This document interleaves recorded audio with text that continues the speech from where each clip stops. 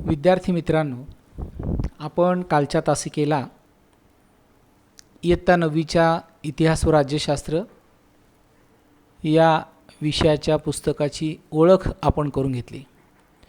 मुखपृष्ठावरती असणारी जी विविध चित्र फोटो आहेत त्याचा पुस्तकाच्या अंतरंगामध्ये असलेल्या माहितीशी कसा जवळचा संबंध आहे हे आपण काल बघितलं।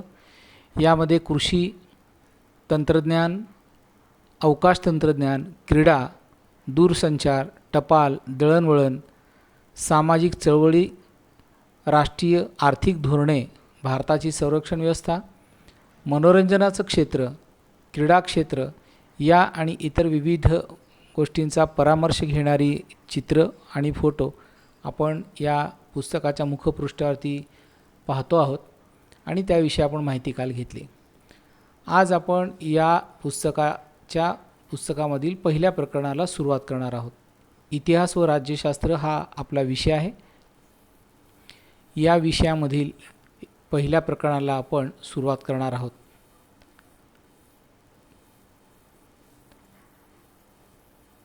ही आपली अनुक्रमणिका आहे। अनुक्रमणिकेचे हे पेज आहे। पहिलं प्रकरण जे आहे ते इतिहासाची साधने हे आपलं पहिलं प्रकरण आहे। या पहिल्या प्रकरणाला आपण सुरुवात करणार आहोत।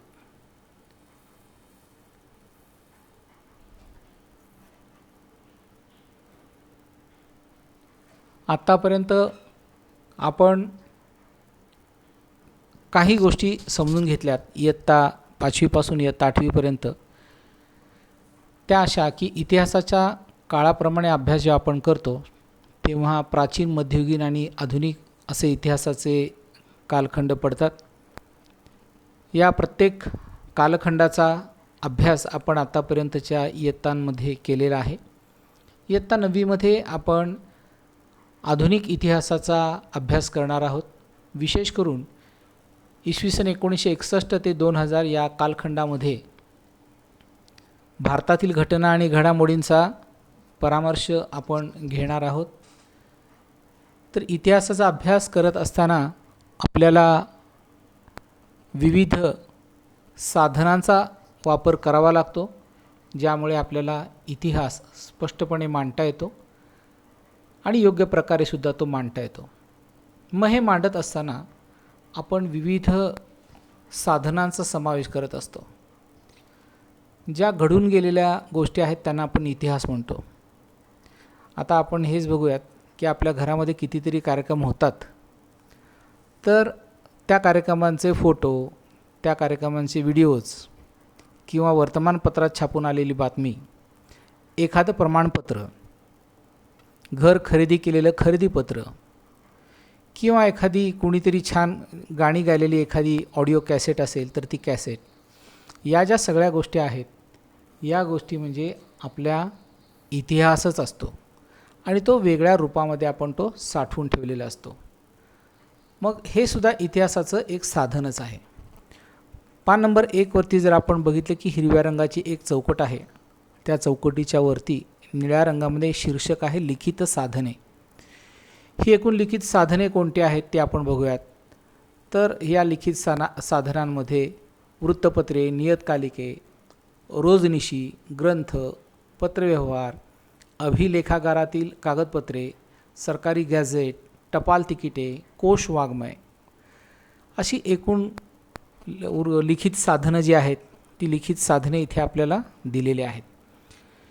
या लिखित साधनांच्या बरोबरीने एक गोष्ट आपण लक्षात ठेवली पाहिजे की ज्या काळी एखादी घटना घडून गेलेली चित्र आणि लेखनाच्या स्वरूपातून इतरांना सांगितली जायची किंवा कथेच्या माध्यमातून, पोवाड्याच्या माध्यमातून, गोष्टींच्या माध्यमातून आपण एकापासून दुसऱ्यापर्यंत ही पोचवत होतो।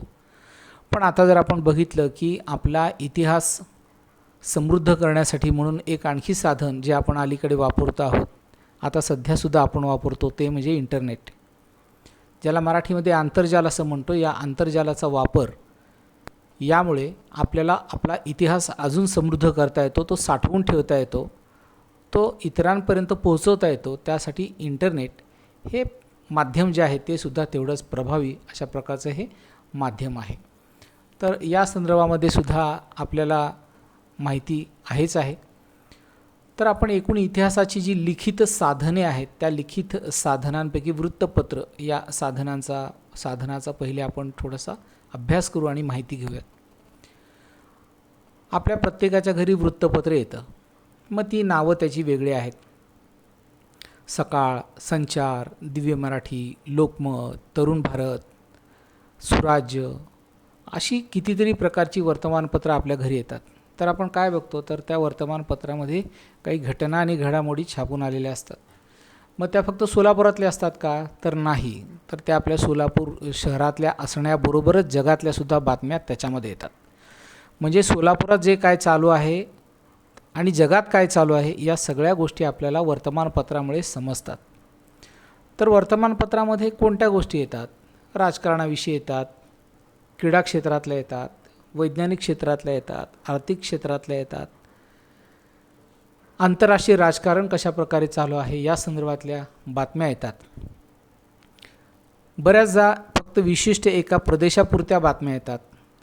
मग आता वर्तमानपत्र आपण ज्या पाहतो त्यामध्ये फक्त सोलापूरच्या बातम्या एका पानावरती असू शकतील. पुण्यातल्या लोकांसाठी फक्त पुणे किंवा आमचे पुणे, टुडे सोलापूर अशा प्रकारे वेगळी आवृत्तीसुद्धा त्यामध्ये असते. म्हणजे स्थानिक इतिहास, प्रादेशिक इतिहास, राष्ट्रीय इतिहास आणि जागतिक इतिहास हा समृद्ध करण्यामध्ये वर्तमानपत्राची भूमिका फार महत्त्वाची असते. काही वर्तमानपत्र ही वर्षाच्या शेवटी वेगळ्या गोष्टींचा आढावा घेतात, विशिष्ट त्याच्या पुरवण्या काढतात. म्हणजे आपण जर बघितलं की वर्षाची अखेर जी असते 31 डिसेंबर, साधारणपणे त्याच्या 8-10 दिवस अगोदर म्हणजे साधारणपणे 20-25 डिसेंबरपासून काही वर्तमानपत्रांमध्ये एखादं नवं सदर सुरू होतं. त्यामध्ये त्या पूर्ण वर्षामध्ये घडून गेलेल्या घटना आणि घडामोडी तिथे आपल्याला सांगितलेल्या असतात.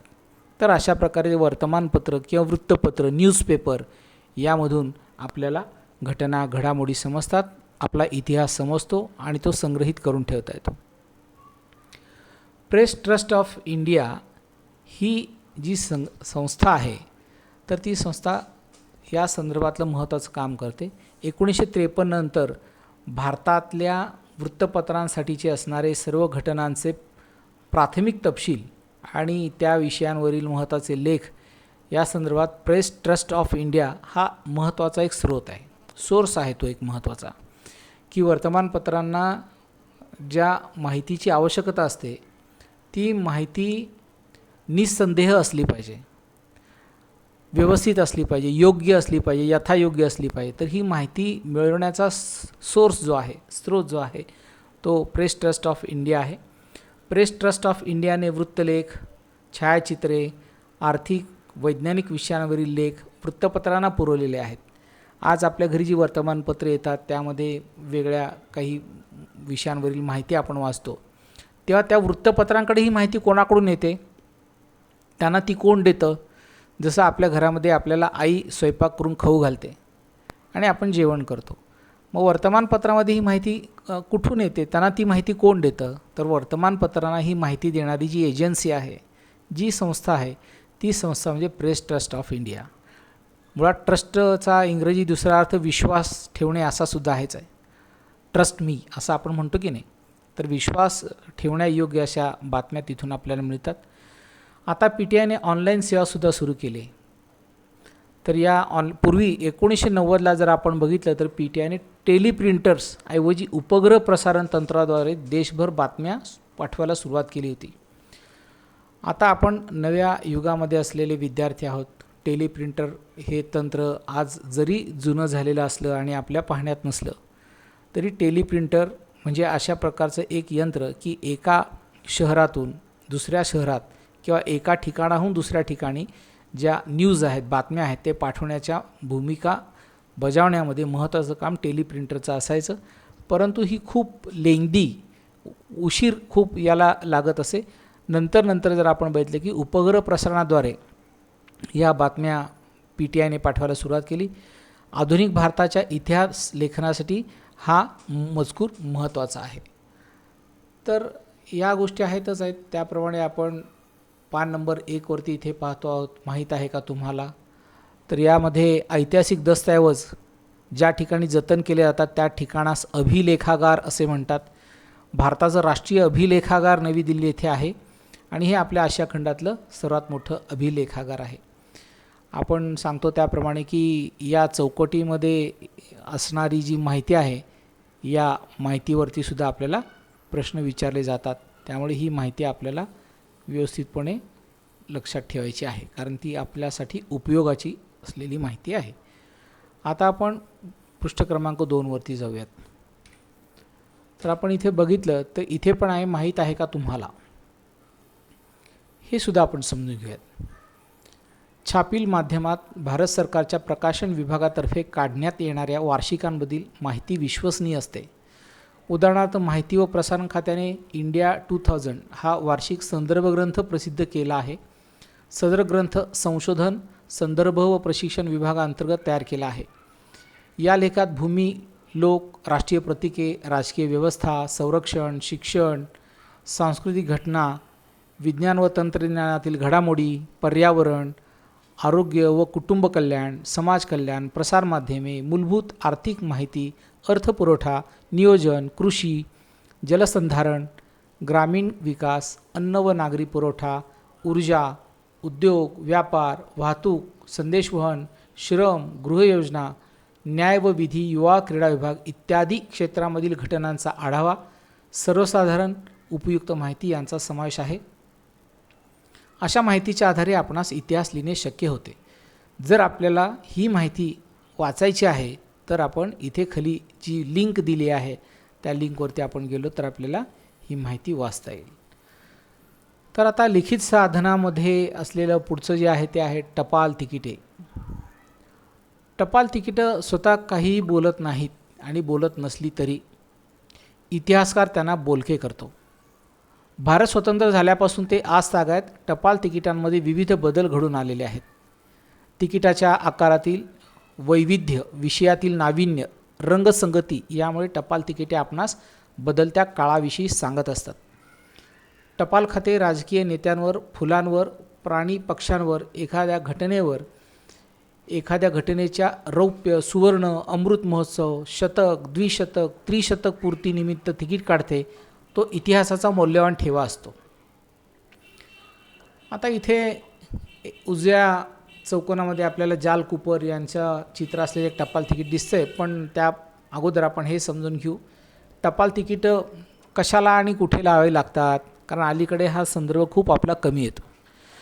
जेव्हा आपल्याला एका ठिकाणाहून दुसऱ्या ठिकाणी एखाद्या लिफाफ्यामध्ये एखाद्या कागदावरती काही मजकूर पाठवायचा असतो, तो कागद, तो दस्त पाठवायचा असतो, तो पाठवण्यासाठी होणारा जो खर्च आहे त्या खर्चाचा रेव्हेन्यू म्हणून टपालाची तिकीट असतात. म्हणजे आपल्याला एक सिंगल पेज पाठवायचं असेल तर त्याच्यासाठी कमी रुपयांचं तिकीट लावावं लागेल, पण आपल्याला एखादं पुस्तक पाठवायचं असेल तर जास्त रकमेचं तिकीट लावावं लागेल. त्याचं वजन किती आहे आणि पाठवण्याचा प्रकार कोणता आहे यावरती तिकिटे आपण लावतो. मग साधा पोस्ट, स्पीड पोस्ट हा परत वेगळा भाग आहे.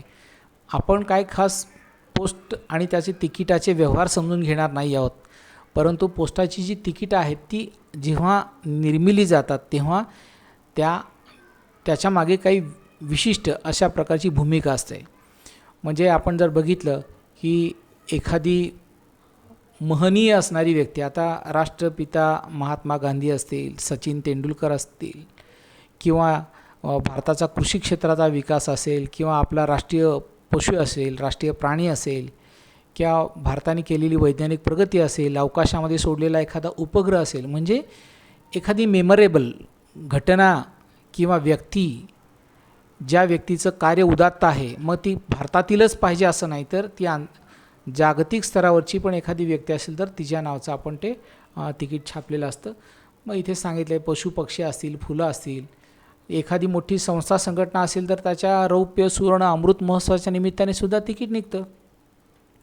आता आपण ज्या शाळेमध्ये शिक्षण घेत आहोत त्या श्री सरस्वती मंदिर संस्थेचा शतकोत्तर रौप्य महोत्सव सुरू आहे.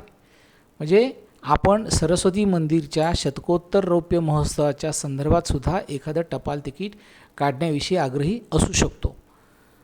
पुढच्या या चौकटीमध्ये आपण जर बघितलं तर 1977मध्ये भारत सरकारने जाल कूपर हे टपाल तिकीट प्रसिद्ध केले. जाल कूपर हे टपाल तिकीट या विषयातले जागतिक पातळीवरचे अभ्यासक होते. मुंबईत पारशी कुटुंबात जन्मलेल्या कूपर यांनी इंडिया स्टॅम्प जर्नलचे संपादन केले. भारतातील पहिल्या टपाल तिकीट संग्राहक ब्युरोचे ते संस्थापक होत. त्यांनी एम्पायर ऑफ इंडिया फिलाटेलिक सोसायटीची स्थापना केली. या विषयावर पुढे त्यांनी पुस्तके लिहिली. या छंदाला त्यांनी शास्त्रीय स्वरूप दिले. भारतीय टपाल तिकिटांचा अभ्यास जागतिक पातळीवर नेण्यात त्यांचा मोठा वाटा आहे. टपाल तिकीट संग्राहक अशी कारकिर्दीची सुरुवात करून जागतिक पातळी गाठणाऱ्या कूपर यांचे योगदान समजण्यास त्यांच्यावर काढलेले टपाल तिकीट हे महत्त्वाचे साधन आहे. म्हणजेच आपल्याला हे लक्षात येईल की एखाद्या व्यक्तीचा एक वेगळा छंद, चांगला उपक्रम, समाज उपयोगी छंद किंवा आपल्या इतिहासाचा ठेवा या निमित्ताने जतन केला जातो. त्या व्यक्तीचा आदर किंवा रिस्पेक्ट म्हणून सुद्धा अशा प्रकारचं टपाल तिकीट काढलं जातं. तर अशा प्रकारे आपण एखादं चांगलं कार्य करणाऱ्या व्यक्तीच्या संदर्भात सुद्धा टपाल तिकीटं काढली जातात. हे आपण बघितलं. वेगवेगळ्या नेत्यांच्या घटना घडामोडींच्या संदर्भात तिकीटं काढली जातात, हे पण आपल्याला पाहता येईल. आता बघूया आपण भौतिक साधने. खाली दिलेल्या साधनांचा समावेश भौतिक साधनांमध्ये होतो. नाणी, अलंकार, प्रार्थनास्थळे, वस्तुसंग्रहालय, दैनंदिन वापरातील वस्तू, पेहराव, राजमुद्रा आणि आधुनिक स्थापत्य यांचा समावेशसुद्धा आपल्याला या ऐतिहासिक साधनामध्ये करता येतो. तर आजच्या तासिकेला आपण इथेच थांबूयात. राहिलेला भाग पुढच्या तासिकेला घेणार आहोत. तोपर्यंत नमस्कार, धन्यवाद.